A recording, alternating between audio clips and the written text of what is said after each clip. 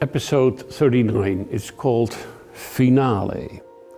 Living in the end times, seeing all the trials and tribulations coming upon planet Earth, seeing the martyrs, their souls under the altar in heaven, seeing the persecutions going on, seeing the hatred against the Jewish people, seeing all kind of violence and bad things, you hope, Lord, come and bring your kingdom on earth. Set your people free.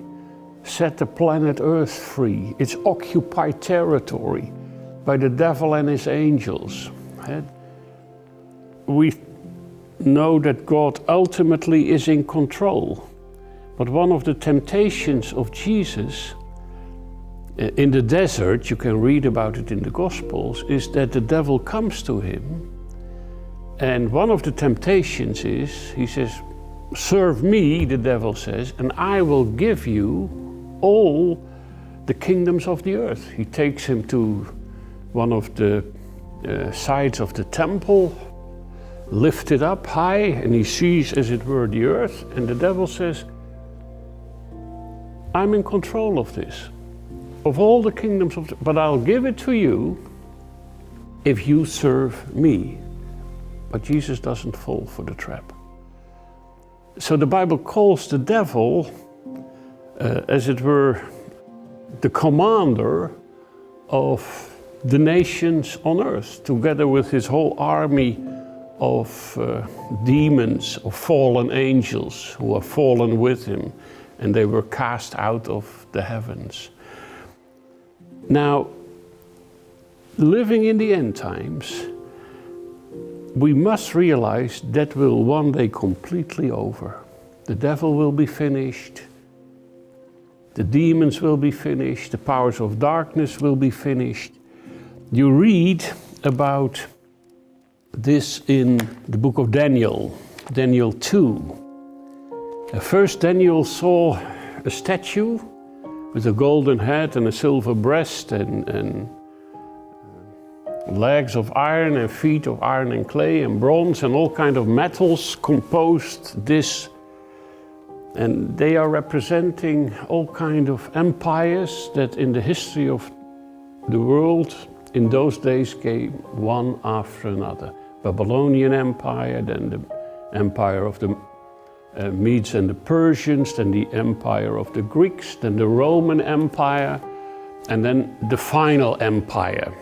While you were watching, a rock was cut out, a rock from the mountain, but not by human hands. It struck the statue on its feet of iron and clay and smashed them. Then the iron, the clay, the bronze, the silver and the gold of the whole statue were broken in pieces at the same time and became like chaff on a threshing floor in the summer.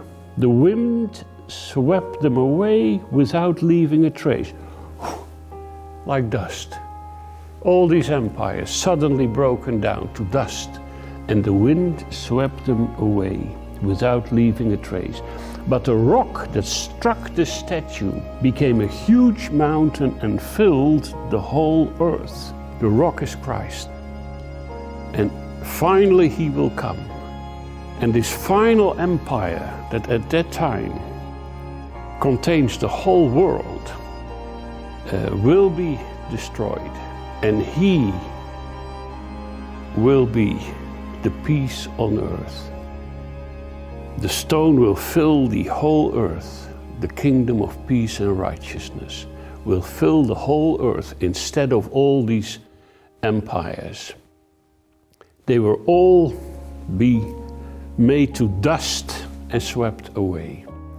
Now, what is striking here is that this statue, in the end, is standing on its feet, having all these elements of all these empires that came one after another, all in that final empire. It is, everything is there, one more time, but then not one after another, but everything compressed in one. A final attempt of man to create the kingdom of man over and against the kingdom of God.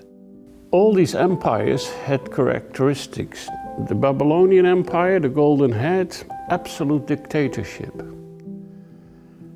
The kingdom of the Medes and the Persians, absolute laws that no one could escape. The Third Empire, the Greek Empire, represents what we would call today Western civilization. Science and technology, democracy, Olympic Games, beautiful art, philosophies, even modern principles that led to our technological world and the achievements.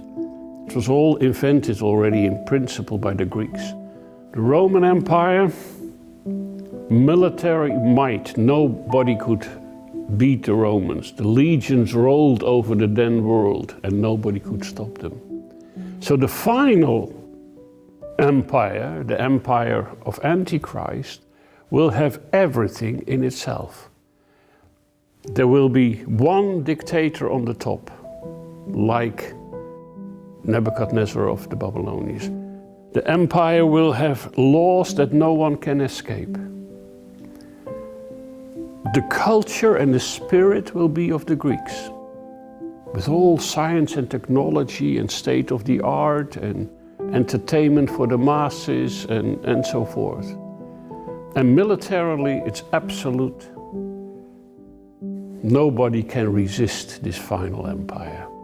So the whole world, it has 10 toes, this statue, will have 10 power blocks being the one world with the one world parliament and the one leader on top of it. All these empires in history had one thing in common, different as they were, they all hated the Jews. The Babylonians have destroyed Jerusalem and the temple. The Medes and the Persians had a law that all the Jews were to be killed, and only because of the intervention of Este it didn't happen. The Greek Empire has been fighting wars with the Jews in the Maccabean Wars. The Roman Empire has destroyed again Jerusalem and the temple and took all the Jews around the world. So they all had different characteristics, but they all hated the Jews. So this final empire will be full of hate against the Jews and also against Bible-believing Christians. But it will be short-lived. It will be the climax, the finale, and then the stone will come and destroy the whole thing like dust in the wind, and the stone will fill the whole world. The kingdom of God all over the world, peace and righteousness, and of His kingdom, under the leadership of Jesus, of His kingdom, there shall be no end. Wonderful.